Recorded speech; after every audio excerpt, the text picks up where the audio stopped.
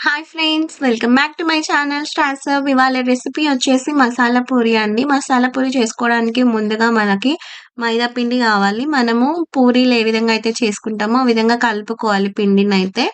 తర్వాత కొంచెం ఆయిల్ ఏసుకొని మనము కలుపుకొని పక్కన పెట్టుకోవాలి. కొత్తిమీర, పుదీనా ఇంకా సోయా కూర దొరుకుతుంది మనకి. అదనమాట సోయా కూర. ఇవన్నీ కూడా సన్నగా కట్ చేసుకొని అలా వాటర్‌లో డిప్ చేసుకోవాలి.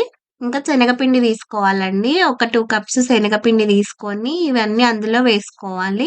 మనము ఆకు ఆకులనేది వాటర్ పిండకుండా ఆ విధంగా ఏసుకుంటే మనకు ఆ వాటర్ అనేది సరిపోతుంది మిక్స్ చేసుకోవడానికి.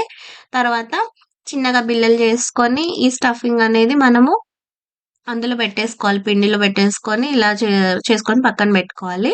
తర్వాత ఈ విధంగా రోల్ జేసుకోవాలి. మనం పరోటాలు మీకు ఐడియా ఉండొచ్చు. పరోటాలు ఏ విధంగా అయితే చేసుకుంటామో ఆ విధంగా. కాకపోతే పూరి సైజులో చేసుకుంటాము. చాలా అంటే చాలా టేస్టీగా ఉంటుందండి. మీరు తప్పకుండా ట్రై జేయండి. ఇలా చేసుకొని అన్నీ పక్కన పెట్టేసుకోవాలి. మనం స్టవ్ ఆన్ చేసుకొని కడాయిలో ఆయిల్ పోసుకొని ఆయిల్ బాగా వేడయిన తర్వాత అప్పుడు మనం ముందుగా చేసి పెట్టుకున్న బిళ్ళలేవైతే ఉన్నాయో అవి అందులో వేసుకొని మనం డీప్ ఫ్రై అయితే చేసుకోవాలి. టేస్ట్ అయితే చాలా బావుంటుంది ఫ్రెండ్స్.